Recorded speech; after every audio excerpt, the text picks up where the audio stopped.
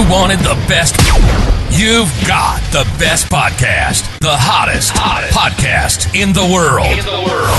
The Chris Voss Show, the preeminent podcast with guests so smart you may experience serious brain bleed. The CEOs, authors, thought leaders, visionaries, and motivators.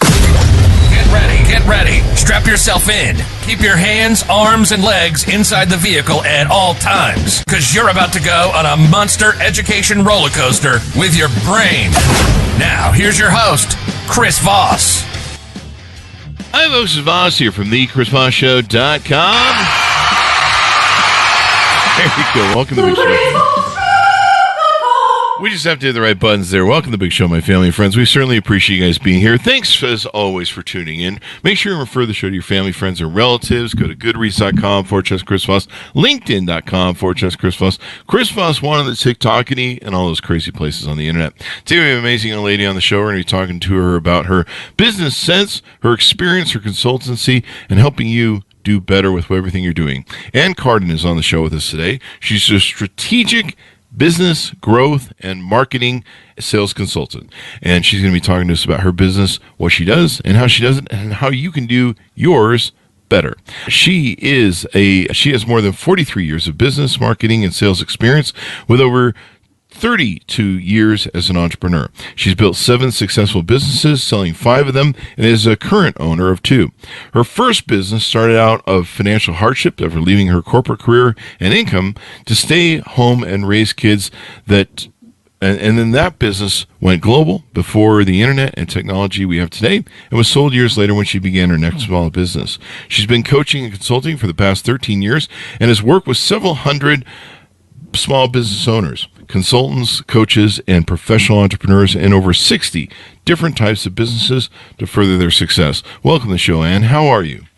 Thanks, Chris. It's great to be here. I am wonderful. Thanks so much.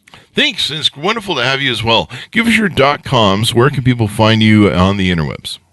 Yes, you can go to annlcardin.com. That's my website. And you can also find me YouTube, LinkedIn, Facebook. Google me. You can find me. There you go. And you said annlcardin.com, correct? Yes. There you go. So give us a 30,000 overview of what you do and how you do it. Yes. So I work with professional entrepreneurs, coaches, consultants, experts, people who are great at what they do. I help them really level up their business, scale up their business, and build something very high end. So they're getting those really premium clients.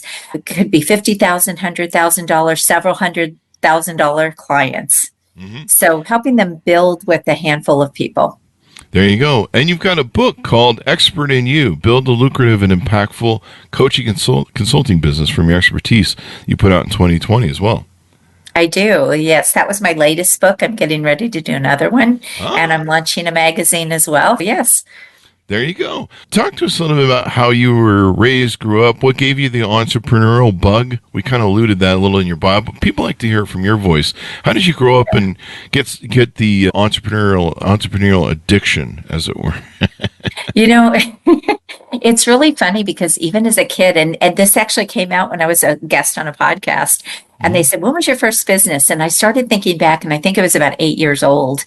And I was selling craft classes to the neighborhood kids and charging them and, running those in my basement. And that was my first time doing something like that. And I all through my childhood, I found ways to make money. I was always selling things. I was always doing things to make money. But my dad has also been an entrepreneur all of my life. So I guess subconsciously I knew that's what he did, but I had never really thought about that until I realized I was doing the same thing. Go out and make your own money. There you go. The influence of a good father. If I had kids, I would have all taught them entrepreneurs. In fact, I would have been like, "Oh, wait, you're 10. What business are we running here, buddy? What do we got? What do we find? Right. What do we find business registrations from? What is it? What's going on? The lemonade stand? Let's do it. Whatever it is." I agree. Yeah, they'd be forced to wear double-breasted suits and a haircut gecko from Wall Street, the Wall Street movie, Gordon Gekko, Wall Street movie. And I went down the corporate path and did that for 13 years, but ended up going back into, being an owner, doing my own thing. Yeah, it's good. It's great to be your own boss. What do you feel is so beneficial to working for yourself as opposed to others, to see if we can inspire some people to join us? Yeah, I think the one thing that I love the most is that you can really pivot and do whatever you need to do. So it doesn't matter what's going on in the economy. It doesn't matter what's happening around us. If we can innovate and we can think about, okay, what can I do with this? Just the sky's the limit. There are no limits as to what we can accomplish. It's as big as our imagination, right? Mm-hmm. Definitely. And I like just not having anybody really be my boss. That's kind of my favorite thing. I'm unemployable at this point. I'm 56. If I go in to get hired by some company, my resume is going to be just a mess. It's going to be like, there's only one job you've done here for all these years, and you just work for yourself. That's it. That's your experience. But well, I'm probably the best person you can hire, and I probably do better than your CEO. So there you go. So let's get into what you do and how you do it. Who are your clients that you work with? Anybody listening out there who's wondering if you can help them? Who are the clients and the people that you work with, and what are some of the programs or coaching things courses maybe you do with them? Yeah, so I really have two sides to my business. First of all, I have my media agency, and then the Expert in You that I'm expanding that brand. But then I have the coaching consulting side. But I really work with two different types of clients. One is people that are already experts at what they do, but now they want to start coaching, consulting, maybe running programs of some kind, and they don't really know how to put the pieces together and leverage that expertise. Mm-hmm. So they would be more, they're not startups, but they are startups as far as stepping into this world. And then the other people that I work with are people that are really ready to level up. They have a good business. They're doing great. They get great results with their clients, but they're ready to just take things to a new level. They want to get those premium high-end clients. They want to build a more high-end brand and just really work at the top of their industry, get into that top level. So it's really both of those markets. There you go. And you help them take it to the next level. What are some mistakes that you have made building businesses that you want to help others avoid? Oh gosh, when I came into the coaching space, I went down a lot of rabbit holes. I invested a lot of money in different programs and things to learn what not to do and what didn't work for me. When I came into the business coaching space, I had all of these years of experience and expertise and even selling businesses, but I kind of fell into sort of the low ticket trap that a lot of entrepreneurs fall into. And I was bringing in the wrong clients and I wasn't charging a lot. And I just kept hitting the ceiling in my business. And I thought, what is wrong here? Why can't I build businesses? Why can't I get this one into, multiple 6 and 7 figures? And I really almost even quit because I was so discouraged with the industry. I thought, this is not what I signed up for. I don't love this. And I didn't feel fulfilled. Because I wasn't getting to do the things that I wanted to do with my clients, because of really the way I was taught to be building this business. So I took a step back and I said, I'm going to figure this out. And the one thing that I had done through all the years of building businesses, and even in my corporate days, I was used to working in a premium market. And I always had very high end programs. Just to give you an idea, Chris, over 20 something years ago, when I was running health clubs and weight loss centers, they were mine, but we had a $12,000 fitness program. That was unheard of back then. And I always knew that worked. It was always the thing that gave me the profitability to expand and go bigger. And so when I kind of took a step back and said, what's wrong here? That was the thing that came to my mind. Oh my gosh, you're playing too small. You're not leveraging all of your expertise. You're not packaging this in a way that you can help people make these big leaps in their business, and that's worth more money, and that's worth more, and it's more impact. So when I made that shift and I built out a high end, really kind of suite of offers, and I started selling at the high end, and then everything else was a downsell versus the opposite, which is what most people do. They start low and they try to get people to upsell. I did the opposite. And when I did that, my business exploded. And when I helped other people, it worked for them too. So yeah, that was That's where it came from. There you go. You after you do business for so long, regardless of the type of business, it's pretty, I don't want to say rudimentary, but there's basically the same tools you utilize throughout it. I've owned, I don't know, 30 different corporations plus or more. And basically you just, the models are mostly the same. I mean, of course you have your balance sheet, you focus on profitability, your P&Ls and income statements. You invest in culture, you build your employees, you build the widget, and then you scale the widget. It's pretty much all the same. And a lot of it isn't so much about the widget, because I mean that's pretty simple, but a lot of it is targeting, marketing, finding the right person to buy your product, if there is a person that will buy your product. I know some people build products and you're like, who did you build this for? Because I don't know that there's anybody that really wants what you've built. There's a lot that go into the graveyard on that. And it's a lot of that sort of stuff.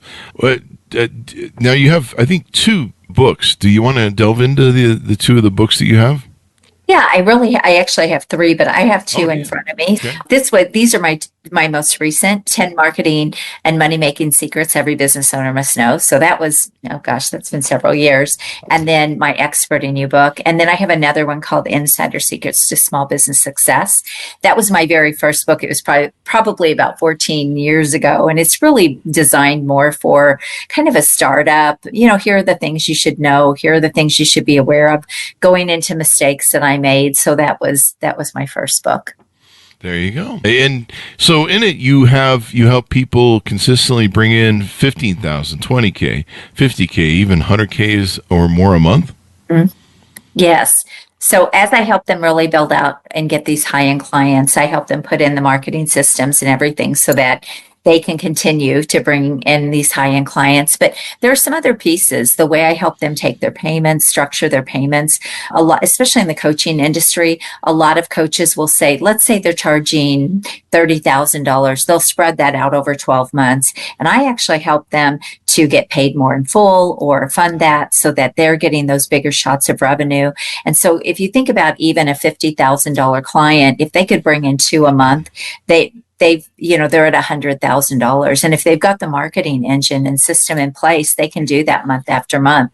Or if they're bringing in $100,000 clients and they can bring in 1 a month, Chris, from running businesses, it's really about the math and the numbers and how do you make that work. But just that piece alone, a lot of times can really change the game for people, because if they're out there selling something, charging, let's say $1,000 a month per client, to get to $25,000 months, they have to be working with 25 people. They have to keep doing that. Just this shift alone can make a big difference for coaches and consultants.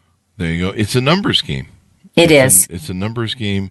And I mean, it just makes all the difference when you're running the numbers. People always forget. They always teach us about the sales funnel. And this is before sales funnels, but this is back in retail back in the day. And they, our sales manager would draw, that funnel on the board. And here's your contacts, how many people you got to talk to, and then here's your people that you get into the middle level, and then out the bottom comes your sales. And so you've always got to be talking to more people than you're selling. And a lot of people that aren't very good at sales or marketing don't understand that. They're just like, I don't talk to one person and it becomes a sale. What? Right. Right. Talk to 10 people to get one sale? That's a lot of work. Right. No, that's so true. Business. Yes. And it is a hard part for people, and for, coaches and consultants, they have a lack of clarity around how they're going to package their offers and what they're going to sell. And they have a lack of clarity around the message to market. And I had to learn all of those things as well. But I always say, if you know how to market and sell, you will never be without income. You will never be without it. There you go. I mean, income's great. I've heard of it. I've heard it's good. Yeah. I like that. The IRS also likes income, my income as well, evidently, and anyone's income, evidently, when it comes down to it. They're kind of into income, the old IRS, but it pays for the roads. Pays for roads, and politicians just sit around and do nothing. I'm kidding. It's so true. Enough of the politics jokes, Chris. What are some other? How does someone know if they're not asking enough for the value of their services? Like, how do they know what too much is? Maybe. Yeah. I think that's a great question. First of all, you really need to understand the value you're bringing to the market, and also the market you're working with is going to make a big difference in this as well. If you're targeting markets where there's not a lot of money, you're going to be capped at what you can charge and what you can offer. But also, the bigger the solution, the bigger the problems you're solving, the more you can charge. And so it's really understanding the amount of money that you're asking to the result or the outcome or the transformation you're helping them get. So I like to just use money as an example. It doesn't have to be money. It could be marriages. It could really be in health, anything. But if you think about, if you can help an organization or a company get a $10 million bump, what would make sense for them to pay you? Yeah. And that could be $500,000, $1 million, even much more. So it's understanding that value to market. And then again, making sure that the target market it is aligned with that value that you're providing and what you want to charge. Yeah. At least charge them $10, eh? At least, or 100, maybe 100. 15, maybe $100, $100. That sounds like a good figure. I sound like who's that evil guy on the movies where he's $1 million, and they're like, "Sir, things have changed. You need to charge like $1 billion." That's true. Yeah, that's what I sound like right there. So, as you go through these different folks and help them, what's the best advice you can give to overcoming challenges that come in business or life? I've got a few. Oh gosh, I actually just did a video around this today for YouTube, but I talked about resistance and fear. That comes up. It doesn't matter if you're at a small, just getting started, or if you are going bigger and expanding and taking big risks. And the one thing that I say is fear is like building a muscle. You don't go to the gym, do 10 bicep curls and go, "Oh, hey, look at my big muscle." You have to work it. And fear is the same way. You have to just keep stepping through it and keep taking those risks and just working through that fear. And it becomes like a muscle where, okay, now it's not that big of a deal. Not to mean that you won't be scared, but the other thing is resistance is always going to come before a breakthrough. I see it. I've seen it over and over again. And anytime you feel resistance, that you should be getting excited about that, because that a lot of coaches would say, "You're not aligned." I disagree with that. I think you're in for a big breakthrough. So when you're playing bigger, resistance is going to be part of it. And you just have to understand that, and you have to learn how to navigate that. I totally agree. One of my favorite books is Ryan Holiday's book, The Obstacle is the Way. And a lot of it's based in Stoicism. And so, Stoics believe that, when you come across an obstacle, it's your job to push through it instead of sitting around crying about, "Hey, is there a rock in my way?" That doesn't work. Yeah. I mean, it does for some people, I guess. It doesn't move the rock, but it gives them something to do, I guess. And you can just play victim all day long with stuff like that. But, the great thing about humanity and kind of our nature and being creative is, we figure out a way to get a lever or something, to move the rock, or we get a bunch of people together and we go, "Hey, let's work together and move this rock, eh?" And, that just makes the difference. And so I love that sort of mindset. There was something else I had set up, but Ryan Holiday's book is really great because it talks about, the obstacle is the way. Oh, I remember. So when I was writing my book in 2021, my memoir of all my crazy business stories all through my life, available at a retailer near you. Whatever. And I remember I was going through the editing process, and I had reached the point of where I'd been writing for 10, 12 hours a day trying to finish the book. And the editing people were making me mental because they kept throwing stuff away. And you're just like, that was 5,000 words. And a lot of brain damage. And so I finally reached a point where I was at this shining moment where I felt like I was typing, "All work and no play makes Jack a dull boy." Like I was reaching that insane part of Shining with Jack. I get it. And so I was complaining about it, I think on Facebook, or I think I had an author on or something, and I kind of bitched about it in the green room. And she said to me, she goes, "Chris, the fact that this moment that you're at right now, where you're ready to just throw it all away and quit," she goes, "that means you're almost there." Yes. And I was like, shut up. No. But do you know how many people stop there, Chris? Yeah, like they stop themselves. They stop yes. right there. Yes. And she was right. And I talked to another author, and she said, Chris, there's someone who needs to read your book. There's someone who needs those stories. You're not going to probably ever meet them. If you're lucky, you might meet them. One of the other authors on my show had a gal come up to her at a book signing and tell her that I used to be in prison, and your books were inspiring us to not recidivate in prison and to get out of prison and do something with our lives. And we actually had a book club that would read your books in the thing. And so now when she writes, she keeps a picture of that young lady in her orange jumpsuit before her to remind her that there's somebody who needs to hear that book. And I love that. To what you said, sometimes, and they were all right. I was there. I just need to, just keep grinding a little bit further. And there it was. Boom, it was done. And right. 3 feet before the gold, right? Exactly. And now I look back and I'm like, God damn, it was a good thing. Yeah, I almost blew it. I almost blew it. I think I would have still kept going, but I was really enjoying bitching about it. And I was really starting to complain about it. And thankfully, the author friends that I have, it's good to have lots of author friends. They jumped in and they're like, "Hey, moron! Now that you write your, after you write your first book, it becomes easier because you're like, I know how this whole process goes." What's a good business story that you like that might inspire others to become an entrepreneur? To become an entrepreneur, or maybe a time you bailed out a client or help them achieve a new goal. Yeah, I think so. One of my favorite stories is I had a client that came to me. He was a referral from a past client, and he had been trying to launch his business, talking about stopping 3 feet before the gold. He had been trying to launch his business for about 6 months, and he was getting no traction at all. He had no appointments. Nobody wanted his thing. And that's funny. So I started working with him. And he said, Ann, I have 90 days to get this going, or I'm going to have to go back and get a job. And I'm like, okay, no pressure, here we go. But I looked at everything he was doing. First of all, his offer wasn't dialed in the way it needed to be. He was trying to sell a machine, actually. And I said, there's more to it that we can, because I help people build coaching consulting businesses. I said, there's more to it that you can do here. So I said, let's repackage this. And we took him, it was going to be like a $4,000 thing. And pitch it to a $25,000 thing. And we added in some marketing, and we fixed his marketing. We fixed his sales process. And he went to actually a trade show right in front of his ideal clients. And he was able to close $80,000 that weekend.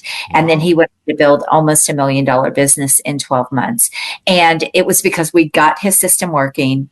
It was rinse and repeat. He hired some salespeople in different places in the country, and they were able to duplicate the process. So that was a fun story, because it just shows the opportunity when you have the right things in place. And just like him, he had tried and tried, and he was even working with different people to do different things, but nothing was cohesive. He was kind of piecemealing.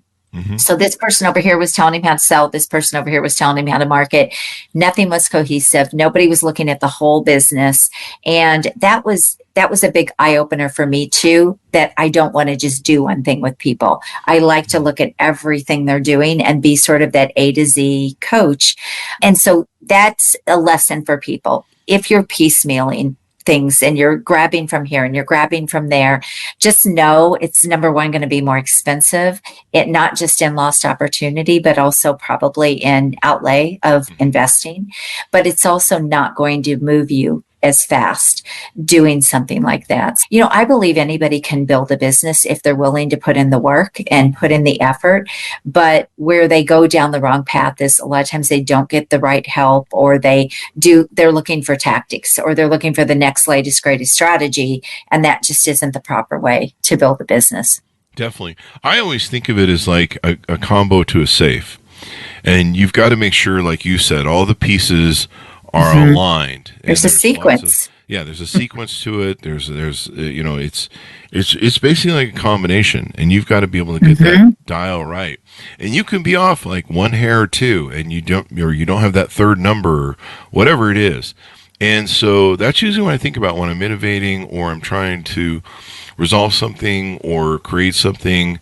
You'll try stuff and you just don't know when it works. And like all of a sudden you'll hit that right combo and the lights kick on and the engines roar and you go, Okay, I And think the music plays. music plays. Yeah, we found the secret sauce, whatever. And but yeah, so what I do is I think of it as as a combination of safe. Like I'm a safe cracker breaking a safe. Maybe I was I a like criminal, that. and I may have been a criminal in my prior life or something. In the 20s, I was a safe cracker for the mob or something. But yeah, I just kind of think of it that way, and then I don't get so frustrated because I'm like, okay, all right, I got 2 clicks, and we got some things are starting to work here and make some noise. Okay, we just gotta find what that final thing is. And so if you just kind of think of it that way, it's a little bit easier because you're like, there's always a way. Like there's always a way to make something better. There's always a way to innovate. That's what I always think in my head. There's always a better way to do something. And then once you Yes, figure out what that is, there's a better way to do that. And there's a better way to do that. It seems like it's an infinite loop. You see it people that is. constantly take great ideas and make them better. Like I always joke on the show about how, and this is true. I when I was a kid, I remember thinking, those staples and paper clips, that's pretty much done. Somebody invented that, and that's as far as that's going. And then I started noticing, I would go to the office store, and there would be paper clips that were painted, and they were painted like different colors, and then some were grooved so that they could hold the paper better. They put little G's in them, and so they could do that.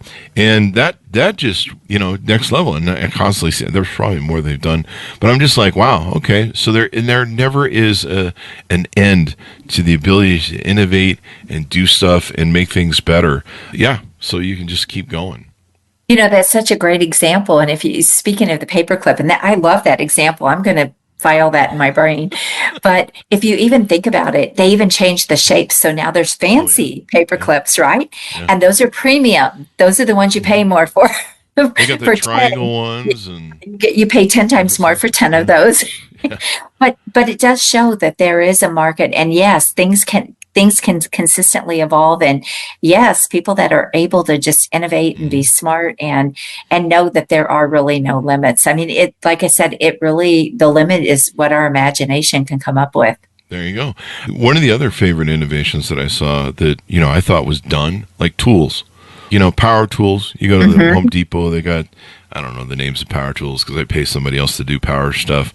If I work with power tools, stuff's just going to break and people are going to get injured. It's not a good look, Yeah, right? I'm not the power tool person. Early on in building our desks and our office equipment, my business partner was like, "No more for you. You just don't touch anything. We'll build the stuff." I think I put together a desk. It was one of those. It was one of those slap together desks with glue and dowels and stuff. Know your strengths, Yeah, right? and so I put one together, and as soon as it was done, it just went. It just all the glue had not dried. And it just fell apart. And he goes, I think we know that your skills are better at. Go be the idea boy. But so I thought tools were done.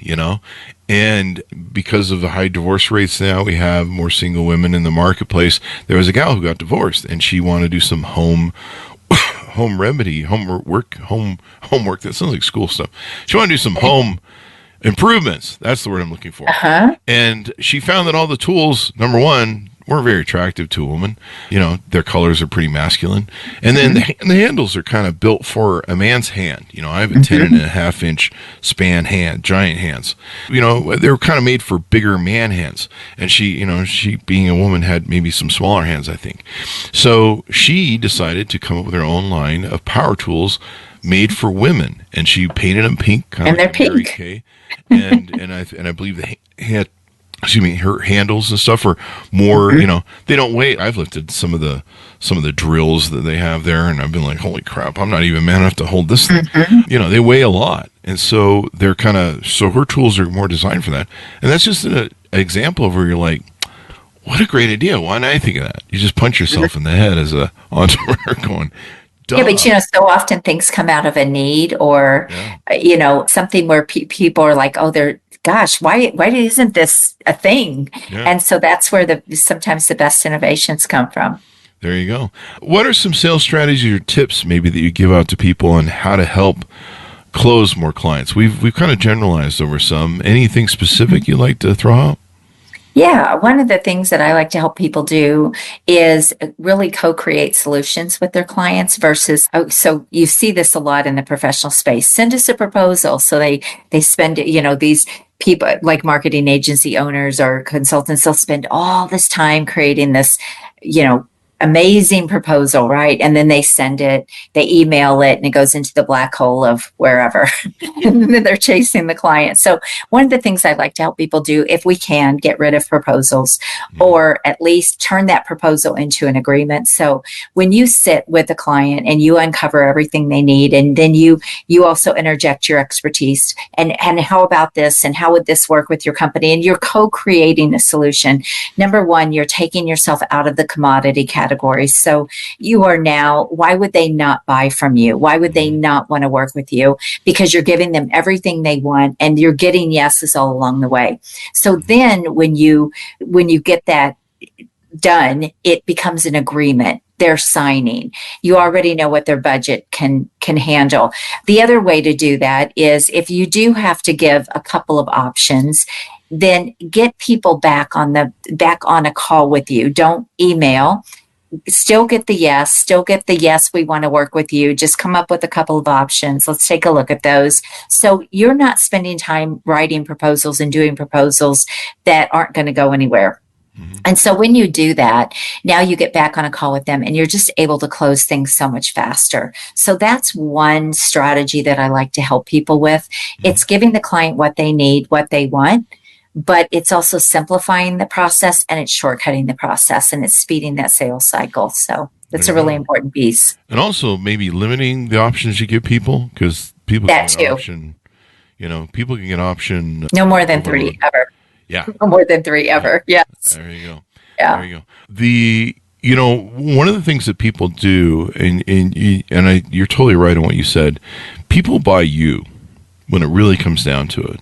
They buy you. One of my first companies that I started, we found a client that was way, way out in the sticks, and we didn't know how we were going to build our car network to do the deliveries for our delivery service. It was basically like a local FedEx, a UPS service. And we got this client who had multiple offices across the Wasatch Front, and we weren't sure how we were going to build the network on top of it. But I went and saw them, and I knew that I had to start somewhere with the client for us to be able to build this network, that you have when you're into the courier business of delivering stuff. You've got to start somewhere, right? And you can't just be like, we can't make enough money to do just these 3 offices you have. You got to build it. And I went and met with them, and I was very honest with them. I'm like, we're a new company. We're starting out. We they ask questions like that, and I was really honest with them. But I sold them on the power of my personality and my ability to innovate. The fact that my leadership skills, I think, came through in it too, and they bought me. And they're like, this guy, Right. This guy is going to make this thing work, and they were saving a lot of money. And what was funny was I had a little trick. Is I went to them, and instead of like super undercutting what we were going to charge, and thereby slitting our own throat, I just said to him, look, we're going to save you 25 cents a package, but here's the deal. That doesn't sound like a lot, but based upon your yearly consumption, that's going to save you $2,000 a year in cost structure. The other thing is that I didn't really tell him or sell until billing came up, was we, instead of billing every month, we billed every 2 weeks. So, we were saving them 25 cents, and they were saving a lot of money, and we had a great innovative service. I mean, we built such a great innovative service, people couldn't leave us. There was nobody that could compete with us. But we billed twice a month. So really, when it came down to the cash value of money, we were probably doing much better than losing the 25 cents. But, something like that, and people buying you, that's what I've learned a long time ago. If you can sell yourself, if you can go in and get people to buy you, and that relationship can start, it makes all the difference in the world I mean, people really tune into you. Even I'm 56 and single, so even when I'm dating or talking to somebody, maybe I'm interested on Facebook or on a thing, I'll start sending voice messages, and people can pick up on my voice. They can pick up on my personality, my character. It's a masculine voice, really, and that's really a converter. When it really comes down to it, people buy you, and I think that's what a lot of entrepreneurs need to remember. People buy you. Your customers buy you. When you're the CEO, you're selling everybody: the customers, the vendors, the your employees buy your vision. People buy you, and it's so important to think of that and remember, like what you've talked about. What are you selling, and how are you selling it? And you is the main thing, especially when you're first starting out. Yeah, I mean, 100%. And all my businesses that I started, it was me getting out there, talking about it, being passionate about it, letting people see my heart, letting people, just being kind, being nice, being real. I love that you were very honest and you said, "Hey, I'm new to this." And that's one of the things too, when I am working with people that are startups, and I love to help people get out there and elevate their brand and let people, to do a podcast or interview people that could be their potential clients, because then their personality can come through, their honesty can come through. And it's such a huge piece. And for people that just hide out and they're not willing to step out and have conversations and put themselves really out there for people to get to know them, they're missing huge opportunity, because we do business, not to be cliche, but with people we know and trust. But there's not a clearer statement than that. So it's just so true. Definitely. It makes all the difference in the world. Tell them how people can onboard with you, the service you offer, some of the courses that you offer on your website. How can people get in touch with you? I noticed that you have some different things you offer on your website. How can people onboard with you or get to know you and handshake you and find out more if you guys are a good fit? Yeah, so you can just go to acarden.com and book a call, or you can go check out the different things I have on my website. My agency side, we do a lot of done-for-you services. And then in the coaching consulting side, I have masterminds, I do VIP days, I do private coaching and consulting. So it really just comes down to what your needs are. And I like to have conversations with people. I don't have a sales team. This sounds crazy, but I work with a handful of clients. I choose my clients, and I like to be the one that does the call with them so I can see if it's going to be a fit. And I run a high-end business, and I don't work with, thousands of people. That just doesn't interest me at this stage in my life. Yeah. And but that's the best way, is just see what would be a fit, just to get into a conversation with me, and we'll see what would work for you. There you go. It's really important to work with people that you like. There are some pretty toxic customers. Not all customers are always right. There's some toxic customers that out there that just are not a good fit, and sometimes they're just abusive, narcissistic, and whatever. And you're just gonna end up butting heads with them. And I'm somebody who loves to butt heads.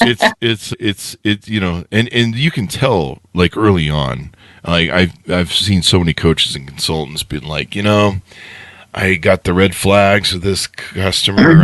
I knew they were going to be a pain in the ass because they were being a pain in the ass in the front, but I went, okay, we'll just, we need the business maybe, or whatever the reasoning was.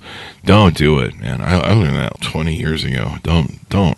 There's some people you just don't mess with. They're not worth the money. You just haggle over the money in the end, because they're usually people that always nickel and dime you too.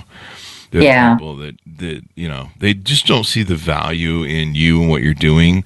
That, or their attitude is just getting everything for free or as cheap as they possibly can. And to me, they really don't understand the value of it.